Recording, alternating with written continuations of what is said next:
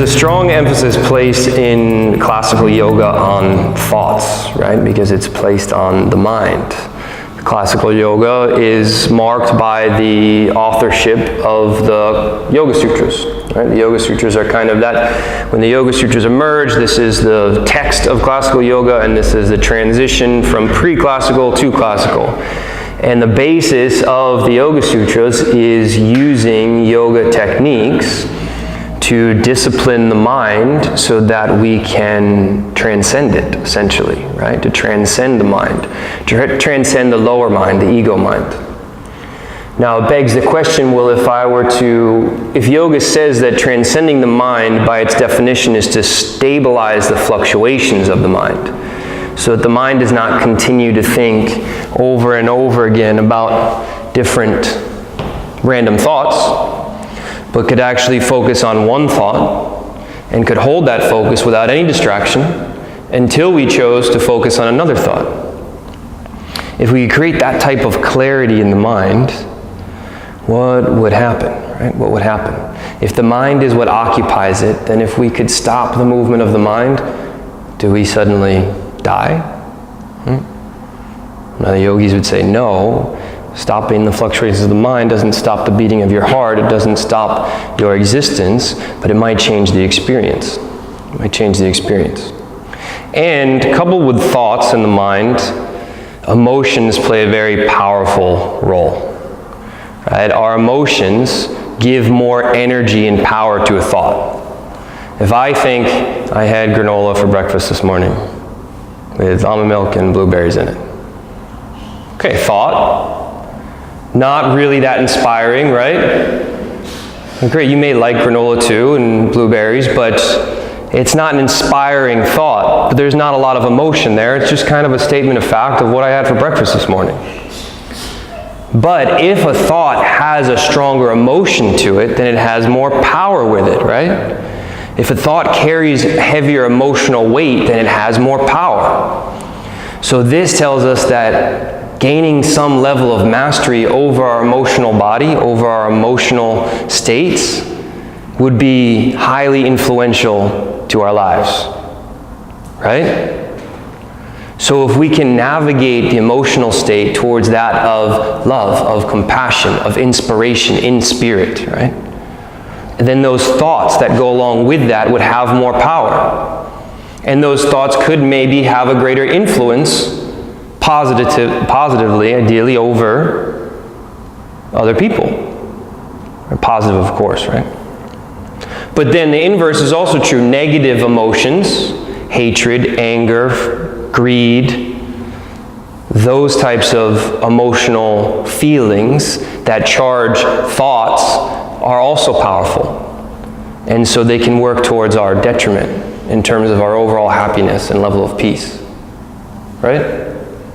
And we've all experienced both, and the spectrum in between, right?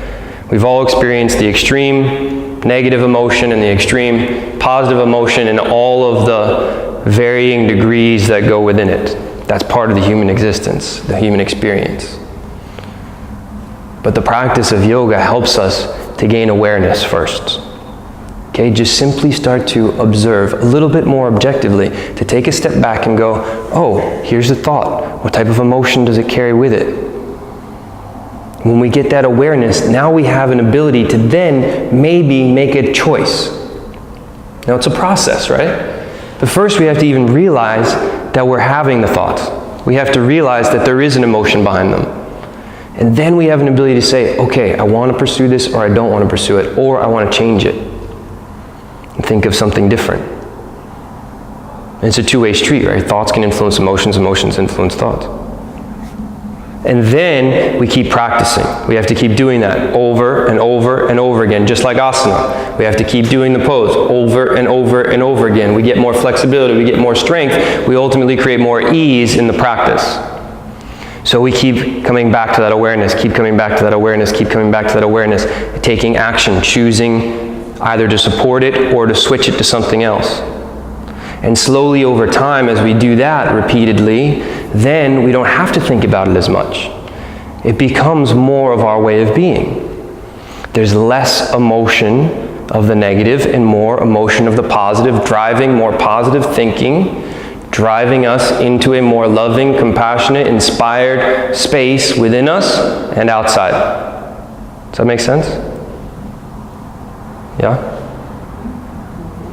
But we have to remember that this can take a long time.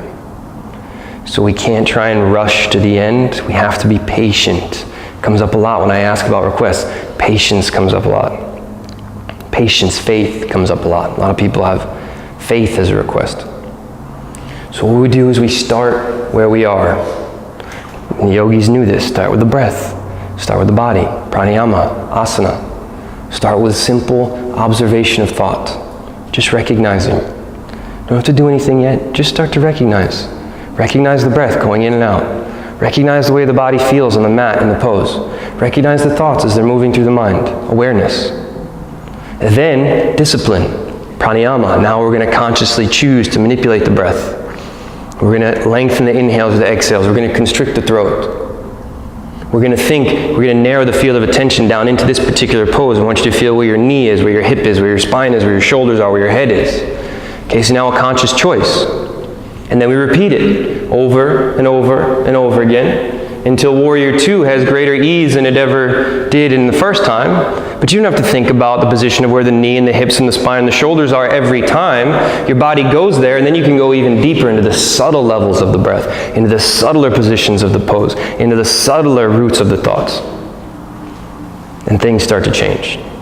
And some of us who've been practicing for a while may have already experienced that change as well. Yoga has this magic way of just working on you, right?